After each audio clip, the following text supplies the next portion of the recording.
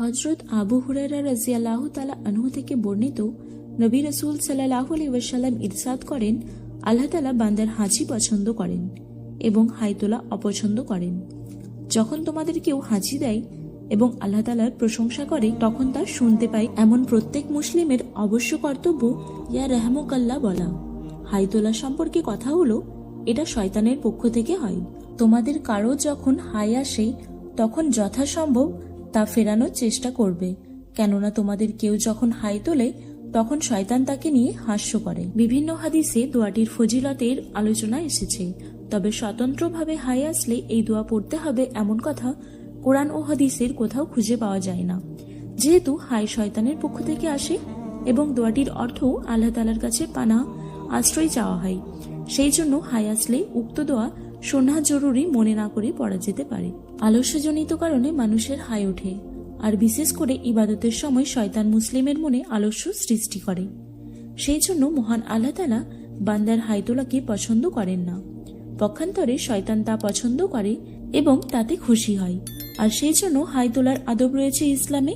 অন্য এক বর্ণনায় আছে, তোমাদের কেউ যখন হা বলে তখন শয়তান হাসে। তিনি আরো বলেন, তোমাদের কেউ যখন হাই তোলে তখন সে যেন নিজের মুখের ওপর হাত রেখে নেয়, কেননা শয়তান তাতে প্রবেশ করে থাকে। হাই আসে অলসতা ও জড়তার কারণে, আর এইসব আসে শয়তানের কাছ থেকে। সুতরাং শয়তানের এই চক্রান্তকে যথাসাধ্য রোধ করা উচিত, তাতে শয়তান রাগান্বিত হয়।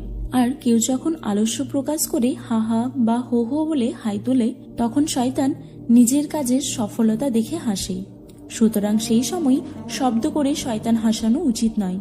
তাছাড়া লোকের সামনে মুখ খুলে হা হা করে হাই তুললে মুখের দুর্গন্ধ তাদের নাকে লাগতে পারে এবং তাতে আপনার প্রতি তাদের মনে ঘৃণা সৃষ্টি হতে পারে। তাই সুন্দর ইসলামের এই সভ্যতা বিধান প্রকাশ থাকে যেই হাই তোলার সময় পঠনীয় কোনো দোয়া নেই। এই সময় আউযুবিল্লাহ বা লা হাওলা পড়ার কোনো বিধি নেই।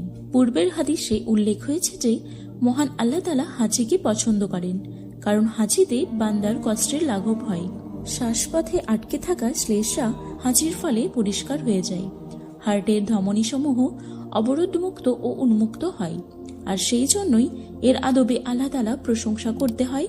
এবং যেহেতু আল্লাহ তাআলার রহমত না হলে হাঁচি না হওয়ার ফলে শ্বাসপথ রুদ্ধ হতে পারে অথবা একটানা সুরসুর করতে পারে, তাই যে হাঁচির পর আল্লাহ তাআলার প্রশংসা করে তার জন্য শ্রোতাকে দোয়া করতে হয়। আল্লাহ রাসূল সাল্লাল্লাহু আলাইহি ওয়াসাল্লাম বলেন, মুসলিমের উপর মুসলিমের 5টি অধিকার রয়েছে: সালামের জবাব দেওয়া, রোগীকে সাক্ষাৎ করে সান্ত্বনা দেওয়া, জানাজায় অংশগ্রহণ করা, দাওয়াত কবুল করা এবং হাজির পর আলহামদুলিল্লাহ বললে তার জবাবে ইয়া রাহমুকাল্লাহ বলা। উপরোক্ত হদিসে একথাও উল্লেখ হয়েছে যে যে হাঁচি দেবে সে সশব্দে বলবে আলহামদুলিল্লাহ, আর যে তার আলহামদুলিল্লাহ বলা শুনবে সে তার জন্য দোয়া করে বলবে ইয়া রাহমুকাল্লাহ, অর্থাৎ আল্লাহ তোমাকে রহম করুন।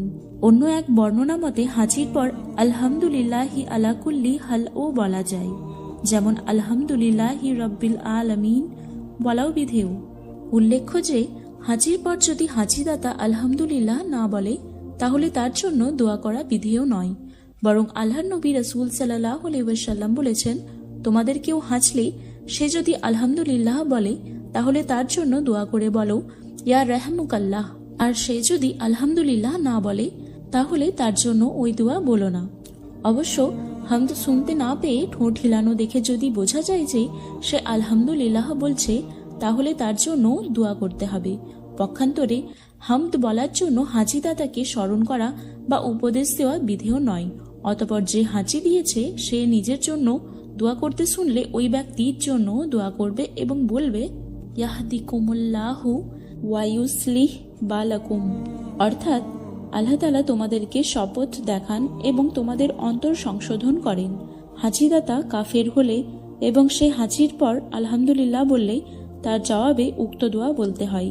ইবনে ওমর রাদিয়াল্লাহু তাআলা আনহুকে হাঁচির হামদের জবাবে ইয়া রাহমুকাল্লাহ বলা হলে তিনি তার বদলায় ইয়া রাহমুনাল্লাহু আইয়াকুম আইয়াগফিরু লানা আলাকুম বলতেন।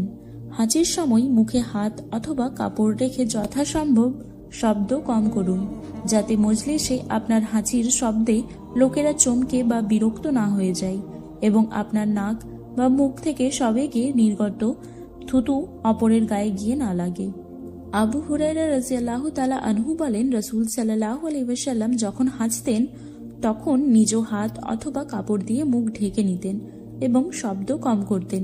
যদি কেউ একাধিকবার হাঁচে তাহলে 3 বারের অধিক হাঁচলে আর উত্তর দিতে হয় না, তখন তা তার সর্দির ফলে হচ্ছে বলে জানতে হবে।